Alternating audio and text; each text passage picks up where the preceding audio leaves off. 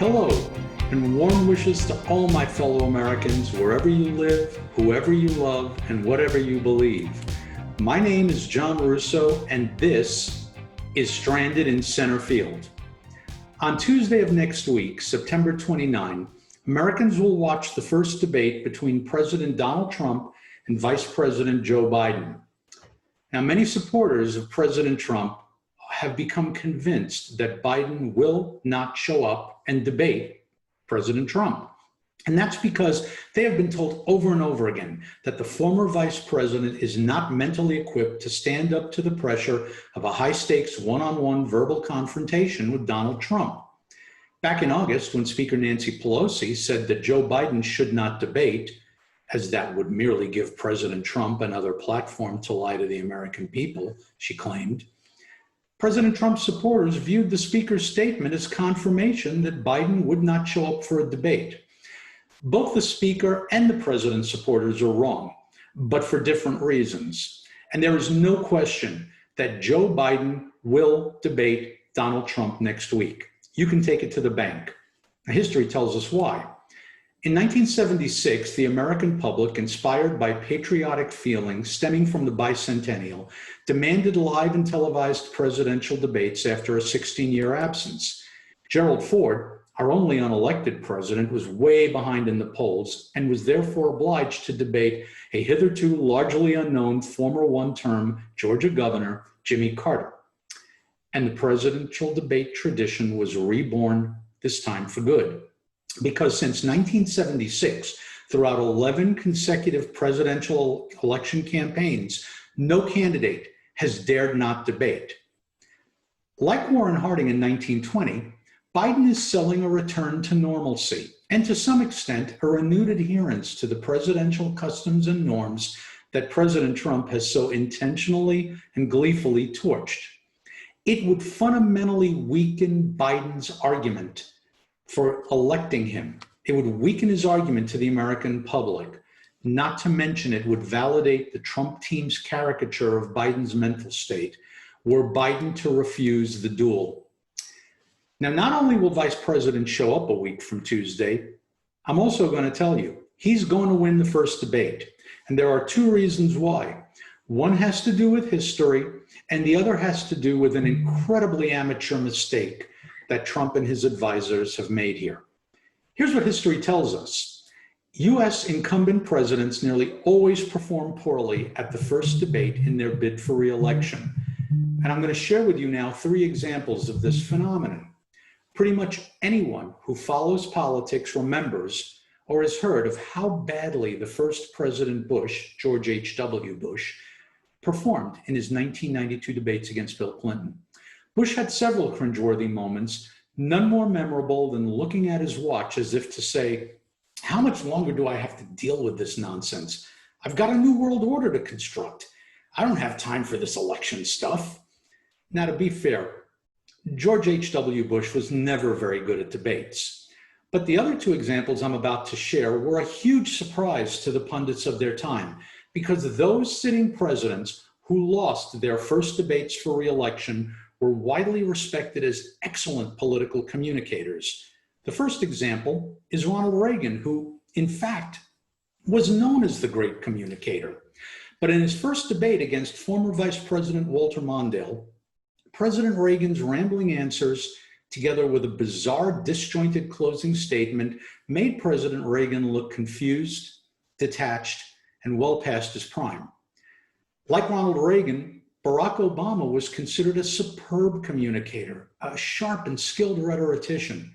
But Barack Obama looked befuddled and surprised in his first debate with Mitt Romney, who deftly put an obviously underprepared and overconfident President Obama on the defensive.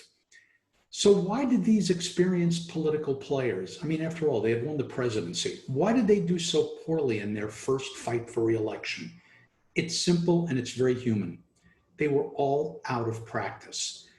They had not debated in about 4 years. And throughout that 4 years, consider this, at least in face-to-face meetings, these men were almost always treated with incredible deference, occasionally to the point of abject servility by every person outside of their closest friends and family. They just were no longer accustomed to having their statements directly challenged immediately in the moment after they had spoken. Now, on the other hand, their challengers, Bill Clinton, Walter Mondale, and Mitt Romney, were in fine debate fighting trim. Each of them had just debated several talented candidates in their own parties in order to get to the championship round with the then sitting president. Now, unlike many presidents, Donald Trump was born into a wealthy family, and as a result, he's been accustomed to deferential treatment, not just for the last 4 years, but all of his life. Whatever you think of President Trump, his demand for personal loyalty and his need for near constant validation from the people around him is obvious and well documented by friend and foe alike. He does not like to be criticized, and hearing it to his face in live time and before an audience of millions, I think that may very well knock him off balance. Now, I mentioned that Presidents Obama and Reagan performed poorly in their first re-election debates. Reports at the time attributed their loss of sharpness to overconfidence and a lack of preparation and practice. But both Obama and Reagan at least held mock debate sessions getting ready for their debates. President Trump has not held a single mock debate session because he believes that a Biden gaffe is inevitable. And some of his allies, President Trump's allies, have expressed concern that President Trump has become overconfident because of this. It seems that Donald Trump has repeated his caricature of Joe Biden so many times that he now might just be believing it's true. And this is a huge political danger to President Trump in the upcoming debate. It isn't just that the president is failing to do his homework to get ready for the test. President Trump and his advisors have committed a major rookie error over the past several months by dramatically lowering expectations for Biden's performance. Now, there's a little question in my mind, or anyone's mind for that matter, that Vice President Biden is going to commit a gaffe. The guy's been prone to this sort of thing for pretty much his entire career. But a Biden gaffe is not going to surprise anyone. It's not going to be news. It will just be another in a long line of gaffes. I'm here to tell you today, as long as Joe Biden doesn't drool on himself, he will come out of the first debate with, at minimum, a draw. And since all the polling shows he is in the lead, a draw is a good result for the Biden-Harris ticket. And finally, we have all heard that a picture is worth 1,000 words. And Biden will likely win this debate not because of what either man will say with their words, but what each of them are going to say to us with their appearance and their demeanor. Now, Vice President Biden is in his 70s, but so is President Trump. And Vice President Biden, at least to my eyes, is still svelte, moves with relative agility.